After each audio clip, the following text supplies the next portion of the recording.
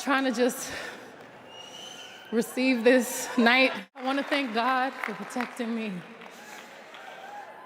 Thank you, God. Nah, she came like she was ready. Like I thought something was gonna happen. And I'm like, yo, whoa. She's throwing me off now. Beyonce and Jay-Z will do anything to destroy anyone who speaks out against them. You are still Beyonce. You know, she brought all of the over.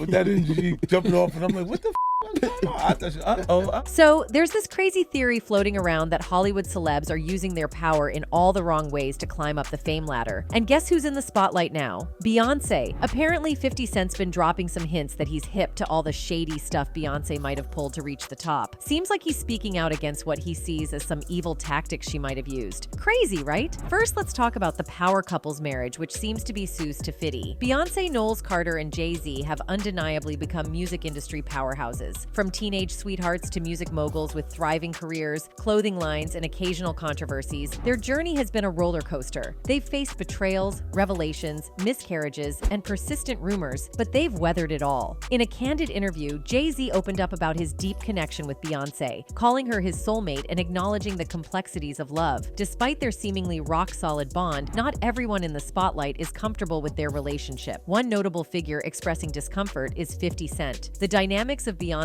and Jay-Z's relationship continue to captivate and intrigue their followers, keeping them a constant topic of discussion in the entertainment world. She said, I come on, I'm talking to her. She jumped out, she was like, duh. And I'm like, wait, what is she doing? 50 Cent's take on Beyonce and Jay-Z's relationship revolves around the age gap when Destiny's Child first came together. He points out that Beyonce was still a teenager while Jay-Z was already in his 30s. However, a recently surfaced clip shows a younger Beyonce gushing over Jay-Z at an awards event, fueling speculation about the rapper's possible influence on her career during the early 2000s. This adds another layer to the ongoing discussions about their dynamic and how it may have evolved over the years. But I love me some Jay-Z.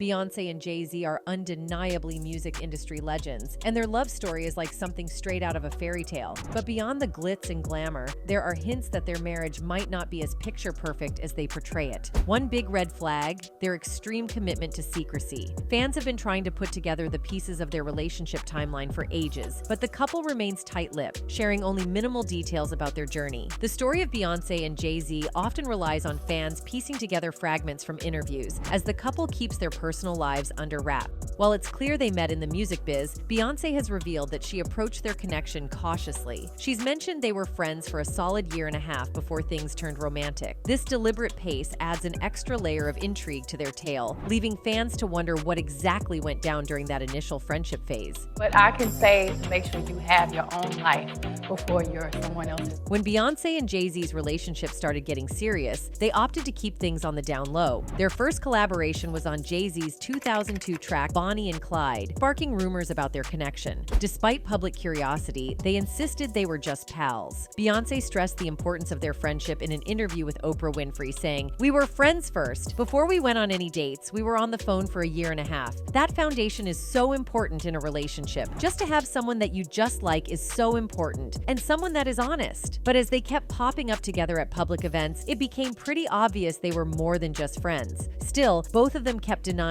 any romantic involvement, leaving fans scratching their heads. Finally, in 2003, Beyonce addressed the situation, shedding some light on why they chose to keep their romance under wraps. I don't actually talk about who I'm dating, who I'm not, because I think it's important that I concentrate on the music. And when you start talking about those things, then that becomes bigger than the art. Beyonce's concerns about privacy raised many speculations. Maybe she was hiding all this because she did not want her fame and recognition to be affected. Jay-Z and Beyonce have been together for like forever, right? And yeah, they've had their fair share of drama, especially with all those rumors about Jay-Z cheating. It's kind of crazy how they managed to keep so much of their lives private, but then spill the tea in their music, you know? But we guess they're just smart about it. They know people are dying to know every little detail about their relationship, so they give just enough to keep us hooked. It's like a game they're playing with the media, and honestly, they're winning at it. We were never a celebrity couple. We were a couple who just happened to be celebrities. But do you think is it only Jay's fault? Beyonce herself has been rumored to be involved with many men. Queen Bey's personal life remains a well-guarded secret, leaving fans in the dark about her romantic history. Despite limited media coverage on her love life, the public is consistently curious about the details behind closed doors. While documentaries have showcased Beyonce's deep affection for her current partner, Jay-Z, the question of her previous romantic interest remains unanswered. The enigma surrounding her past relationships adds to the intrigue, fueling speculation and fascination among fans eager to uncover the details of her romantic journey before she and Jay-Z became a power couple. Starting from her high school sweetheart, Bey dated him for almost a decade before they split when she began touring the world with Destiny's Child. From the age of 12, however, Lyndall knew that a young Beyonce was a control freak who was determined to become famous. During their relationship, they just did kid stuff and hung out. But at the age of 15, Lyndall cheated on the pop star by losing his virginity with another girl. Although they split for a while, they reconciled, but Lyndall fell down the same hole and was unfaithful again. In 2000, Bey started hanging out with Jay-Z and put an end to an era of puppy love. Steps of love. From the first moment you meet a guy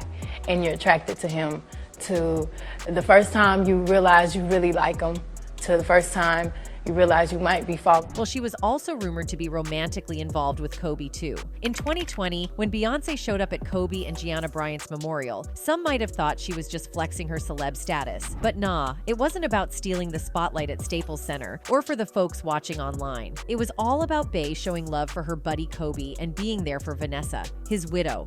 Baby, kiss me.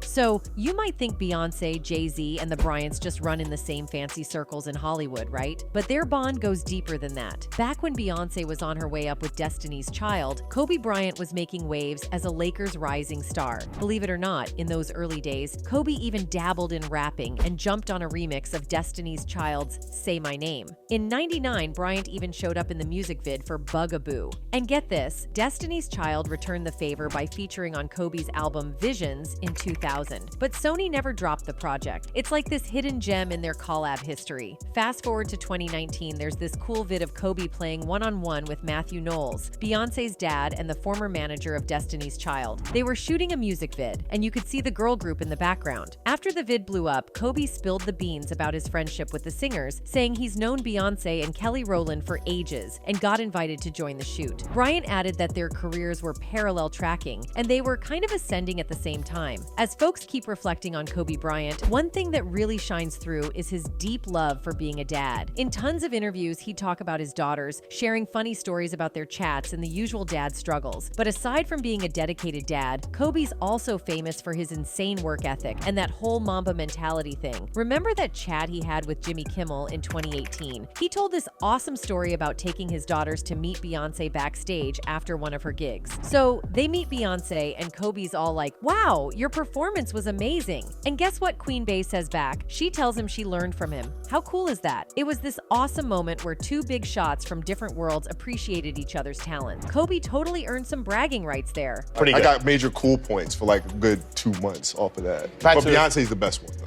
Oh, Beyonce is the best one. Yeah. Beyonce was hands down. Oh, really? While Beyonce and Kobe Bryant experienced their formative years in the limelight simultaneously, as married adults, they seamlessly integrated their spouses and families into their public lives. Both couples attended weddings, charity events, and various social functions together, displaying mutual respect for each other's personal and professional endeavors. Recently, Jay-Z addressed the challenging loss of their friend Bryant during a panel at Columbia University, expressing the profound impact it had on him and Beyonce. A poignant moment at Bryant's memorial service captured Beyonce providing comfort to a grieving Vanessa Bryant by placing a consoling hand on her shoulder. However, people found it very fishy, why Beyonce would involve so much with Bryant's family. Jay-Z also shared his last moments with Bryant. During his first Sean Jay-Z Carter lecture series at Columbia University in New York City, the rapper revealed that he last spoke with Bryant at his New Year's party. Bryant attended the soiree, which was hosted by Jay-Z and his wife, Beyonce, just a few weeks before he died in a helicopter crash alongside his 13-year-old daughter, Gianna, and 7 others. He was last in my house on New Year's, and he was just in the greatest space that I've seen him in, Jay-Z recalled to the crowd. One of the last things he said to me was, "You gotta see Gianna play basketball." And that was one of the most hurtful things because he was so proud. The look on his face was like, I looked at him and said, "Oh, she's gonna be the best female basketball player in the world," he continued.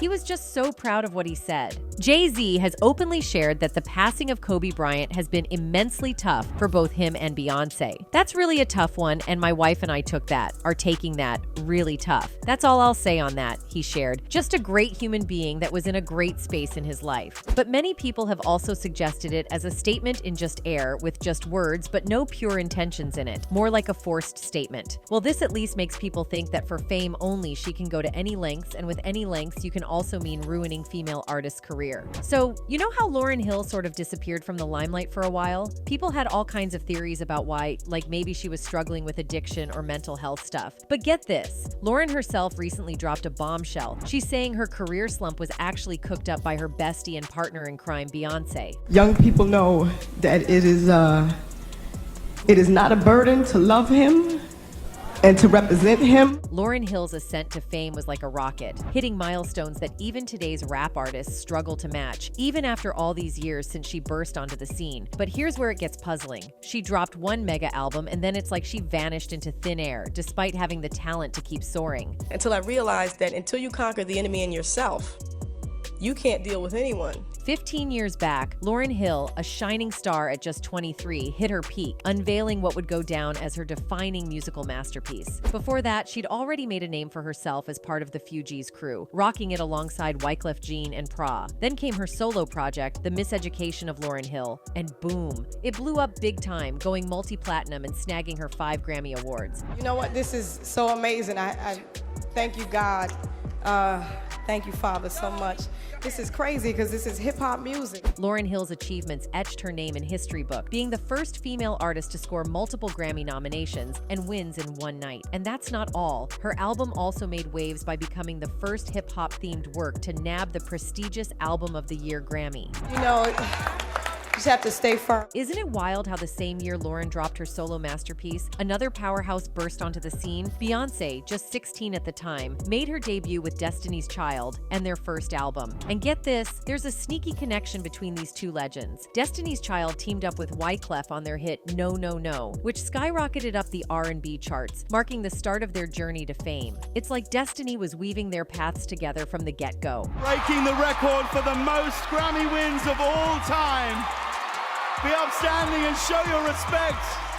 It's Renaissance, Beyonce. Reflecting on the past, a tale of intertwined destinies unfolds. As one star's trajectory faltered, another's soared. Lauryn Hill, the central figure in this narrative, reportedly declined a lead role in the Hollywood production Charlie's Angels, aligning with a particular brand of feminism. In an interview, Hill remarked, "Men like it when you sing to them, but step out and try and control things. And there are doubts. This is a very sexist industry. They'll never throw the genius title to a sister." Interestingly, Hill's initial taste of success came through acting. In 1991, she made her debut alongside Jean in a hip-hop adaptation of Shakespeare's Twelfth Night titled Clubs She's In. Recognizing her potential, a talent agent discovered Hill and secured her a role on the soap opera As the World Turns. Subsequently, she graced the screen in Sister Act 2, Back in the Habit, a performance highly praised by film critic Roger Ebert, though he lamented that her remarkable talent was underutilized. Hill's acting journey also led her to Steven Soderbergh's King of the Hill. I've just been thinking about things.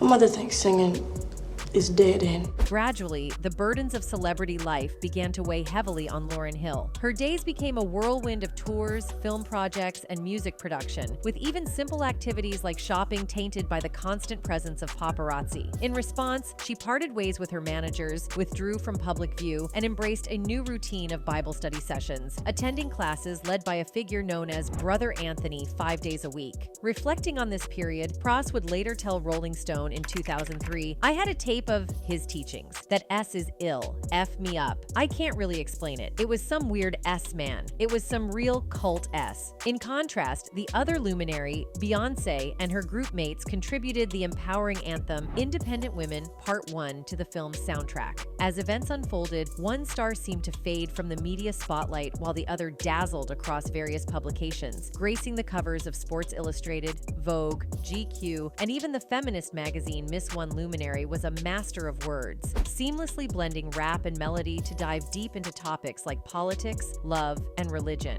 all while taking on the corporate media machine. Meanwhile, the other luminary was all about that glamorous life, shining a spotlight on nightlife, flaunting wealth, and embracing independence as she danced through heartbreaks and flings. Two different vibes, but both making waves in their own way. People are so brainwashed. You get up in the morning, you click on the computer, you see all these pictures, and it's all you think of is the picture and the image that you see. Subsequently, it was revealed that the song featured in Charlie's Angels had been passed on to Beyonce after she turned down the film role. However, Beyonce's standing in the music industry has not been without controversies. She has been linked to a willingness to compromise artistic integrity for opportunities and recognition. Historically, Beyonce has been noted for readily accepting offers purely for the allure of monetary gain and celebrity status, a pattern that seems to have persisted in her decision to take on this particular song. At the time, Lauren could not have anticipated that this seemingly small act would have such far-reaching consequences for the trajectory of her own career. In an interview, she expressed, "People need to understand that the Lauryn Hill they were exposed to in the beginning was all that was allowed in that arena at the time. I had to step away for the sake of the machine. I was being way too compromised. I felt uncomfortable having to smile in someone's face when I really didn't like them or know them well enough to like." Moreover, while Beyonce was seemingly focused on commercial success, Lauren was immersing herself in a spiritual journey. The Miseducation stands as an immaculately crafted masterpiece, brought to life through the collaborative efforts of a diverse ensemble of musicians. Its lyrics remain unrivaled expressions of both heartache and rebirth, symbolizing liberation from the constraints of society and a steadfast reliance on a higher power. And then my humility, and in those places that most people wouldn't expect a lesson to come from. That's where I learned so much. In addition, the complete album Odyssey, presented by Beyonce in Lemonade in 2016, shares a comparable coherence with the unified vision of miseducation. Beyonce, who included a cover of X Factor during her 2014 On the Run tour, has acknowledged the influence of miseducation on her own artistic expression. Speculations resurfaced as Beyonce was known for engaging in endeavors that were profitable to her. Fans once more criticized Beyonce for what they perceived as appropriating a legendary song for her own fame. The sentiment grew that Beyonce chose to sing Lauren's song in order to enhance her success and glamour. One of the internet users wrote, "The people who aren't getting it aren't close enough to God to understand the depth spiritual matters. Being lukewarm has been popularized, but the real ones know the real ones." Another one said, "Why are y'all expecting holiness from Beyonce in the first place? You don't reach that level of fame without giving your allegiance to the other side. The industry is evil, and you only become a big as they allow you to, and they only allow it if they know you are all in with them. There is dark, dark magic involved with the music of the biggest artists. Getting upset over this one song is like reaching into a barrel of rotten apples and picking one to throw away." In recent years, the singer made a noteworthy return to the stage, earning acclaim for her performances at festivals across the USA and various venues in Europe. However, just as her career appeared to be gaining momentum, a significant setback has emerged. Reports suggest that she might be facing potential jail time due to unpaid taxes for the years 2005, 2006, and 2007. The accumulated unpaid taxes have now reached a staggering sum of $1.5 million.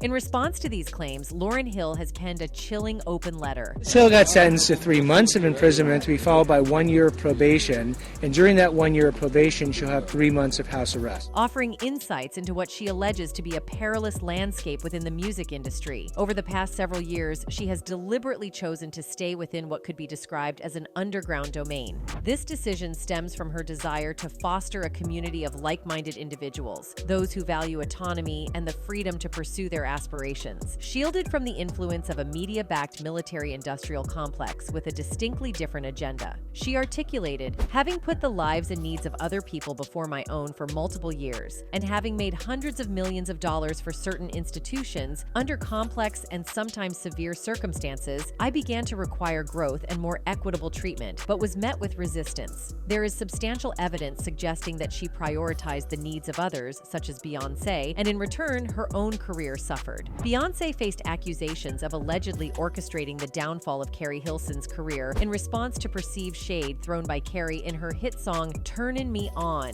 While the lyrics did not overtly mention Beyonce by name, a significant portion of the Beyhive interpreted certain lines from Turnin' Me On as a pointed critique directed at Queen Bey herself. Your vision cloudy if you think that you the best, you can dance, she can sing, but need to move it to the left, she sang. Carrie Hilson faced controversy amidst speculations that she indirectly referenced Beyonce's 2006 song Irreplaceable, with lines about moving things to the left. The feud escalated in 2011 when Carrie declined to hold a Juicy magazine issue featuring Beyonce and Jay-Z on the cover. This decision led to significant backlash from Beyonce's fan base, resulting in a prolonged period of criticism for Carrie in the subsequent years. As the internet hate grew more severe and became unbearable, Carrie took to Twitter in 2013 where she wrote, "You have no idea what your hateful words could do to someone's spirit. Years of verbal abuse from strangers all day long. Enough is enough." In the years that followed, Carrie attempted to move forward with her career, but fans refused to let go of the feud. Remarkably, the singer has not released a new album in the past decade, a hiatus largely attributed to the relentless backlash from Beyonce's fans, which compelled Carrie to take a step back from the spotlight. And if you believe that Carrie Hilson is the sole celebrity affected by Beyonce and Jay-Z's influence, think again. Beyonce and Jay-Z have also been accused of not only conspiring against, but also unaliving a talented R&B singer by the name Aaliyah. It is alleged that Aaliyah was K by the Rockefellers to promote Beyonce as Jay-Z's queen. By the way, wasn't this all around the time when Aaliyah died? Yeah.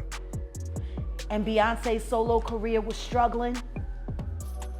Jam on your horn now, that's In recent statements, Kanye West has claimed significant involvement in the occult and suggested that individuals connected to this realm may have been responsible for performing human sacrifices, including the tragic case of Aaliyah. Emerging details in recent years have fueled suspicions of foul play in Aaliyah's death, prompting fans to demand a reopening of the investigation for justice. However, it's crucial to approach these claims with skepticism and consider Kanye's motives, as some question whether he is genuinely revealing the truth or seeking attention for himself. Well, again, Kanye just went all out with his heavy claims, and if you still didn't get the meaning behind his bizarre claims, then we can explain it for you. Kanye hinted that a lot of celebrities are involved in human sacrifices. Now, he didn't exactly say this, but just insinuated it, but we are just good with cracking codes. Besides, he claimed that he couldn't be controlled by the people running Hollywood because he hasn't K anyone, but then again, he gave us a list of people who could be controlled. And this leads us to the logical conclusion that he's hinting about the people who are involved in the Illuminati organization and have taken innocent lives before. That's what Kanye exactly said.